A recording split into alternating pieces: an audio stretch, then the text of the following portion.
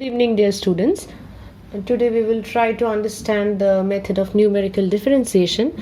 The method that we will be studying is forward difference method. Okay, difference method. Before entering into the method, I would like to write the problem that has been given in your assignment. In your assignment, if you look at your assignment, you will find you are given a chart where you have the time and the variables given at the time and the associated displacement with the time, right? So the problem goes like this: you have the respective times 0 second, 2 second, 4 second, 6 second, and it goes on like this, and you have the associated displacements of the system. 2.24. Okay, and you are asked to find the velocity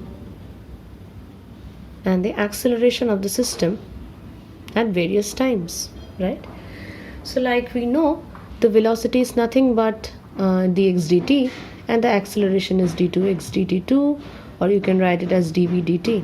That means if you have to find these parameters at various instances of time, you have to apply the method of numerical differentiation, because we have to apply differentiation, it's very evident. So we have to know how to carry on the forward difference method to find these parameters, right? The method is very simple, as we all know by the definition of derivative of a function, right? Say if you have a function y equal to fx, the derivative is nothing but a measure of how y changes with x, right? Over here we have time and x. The displacement is nothing but a function of time over here, right? So what is the derivative? The derivative, say velocity over here, the derivative of this function is nothing but the change in x, that is the change in the function with respect to time, right? So as the definition of derivative goes, we know that f prime x is h tending to 0, f of x plus h minus f of x divided by h, right? If you want to understand it graphically, it is nothing but something like this. It is x plus h. Over here it is f x, and over here it is fx plus h, right? So what we do is we take the difference of these two places, these two y-axis, y coordinates, and the divide by the difference in x coordinate. That is, we get the change in y with respect to the change in x. That is what a derivative means. So now to give it a numerical approach, because now we will be applying it to a set of numerical data, how we will do is dy dx is given by delta y delta x, which is nothing but y2 minus y1 divided by x2 minus x1. So now if we go on to the chart that we are given, if we want to find the velocity, it is in the numerator we have change in x divided by the change in y.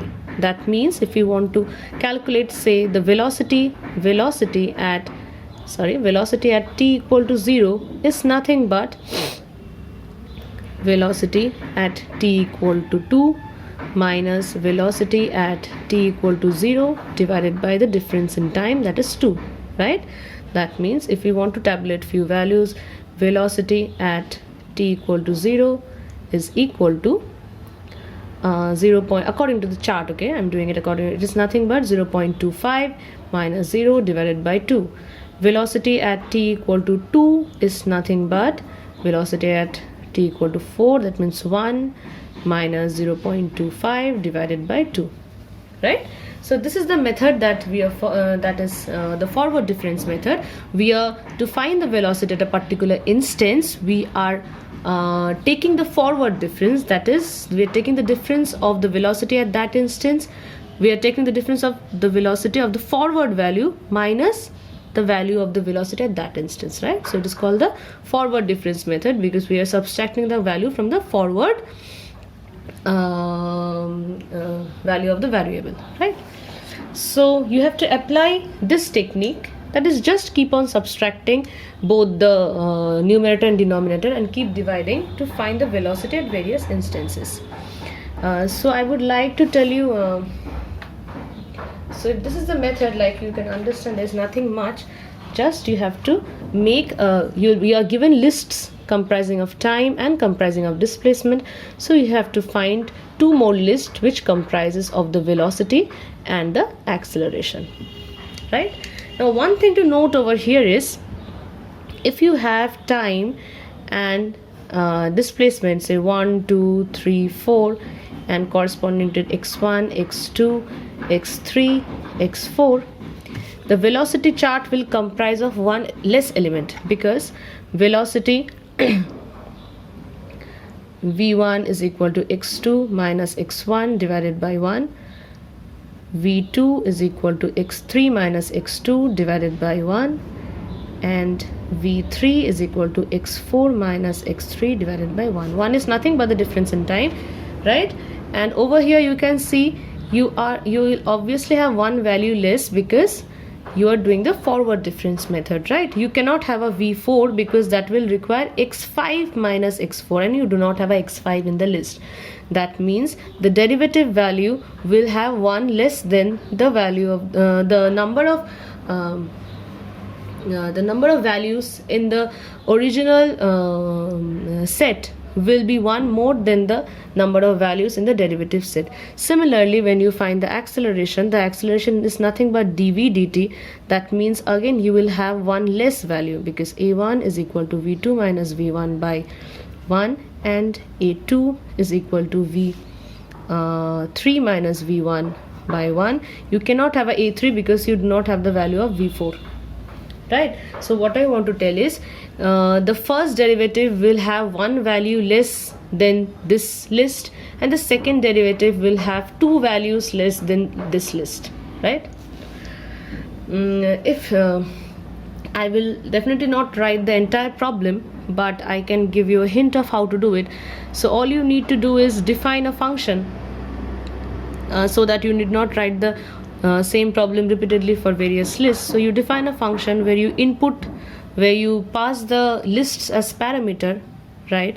You can enter a blank list and say you run the I for in range len x minus 1. Now why you are writing this len x minus 1? Because you have to go to one value less than the length, right, to get the forward one.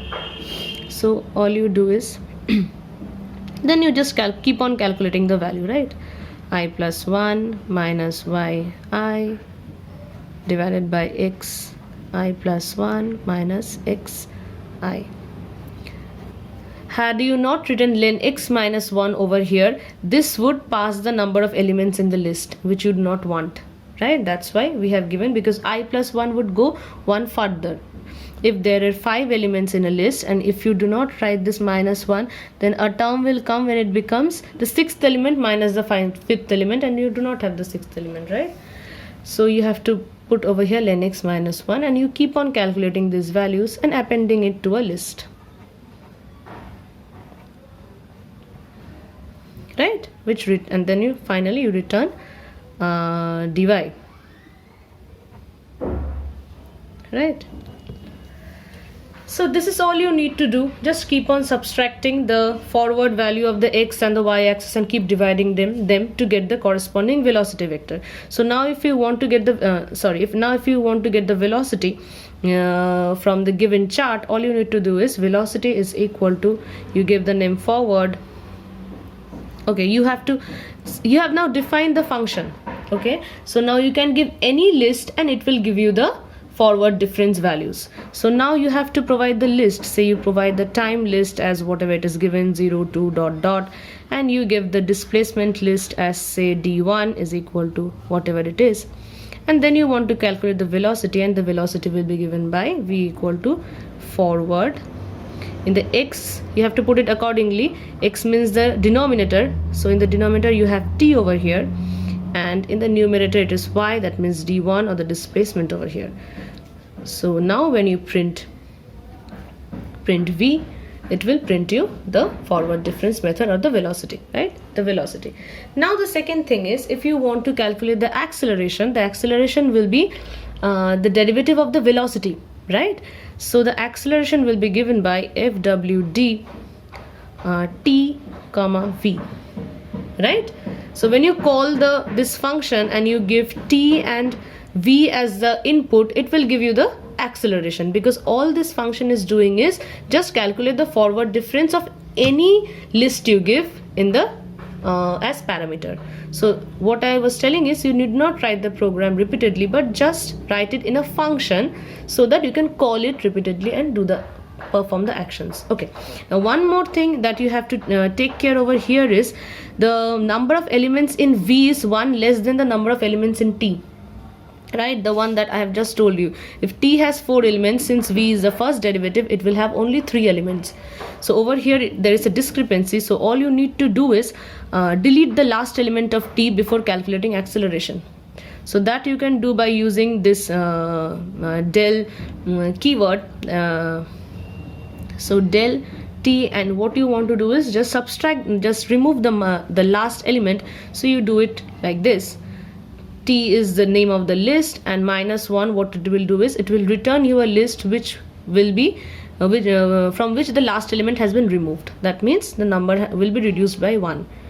So now you are left out with only 3 elements in t, means 1 element less, and then you can find the derivative with v. Now this step is very important, since like I have already said, the first derivative will have 1 value less than the original parameters. The second derivative you will find will have 2 value less than the original parameter, and then you can print the acceleration. You obviously need to apply the proper formats and all the syntaxes, but this is how you can do it, right? So hope it is understandable. Thank you.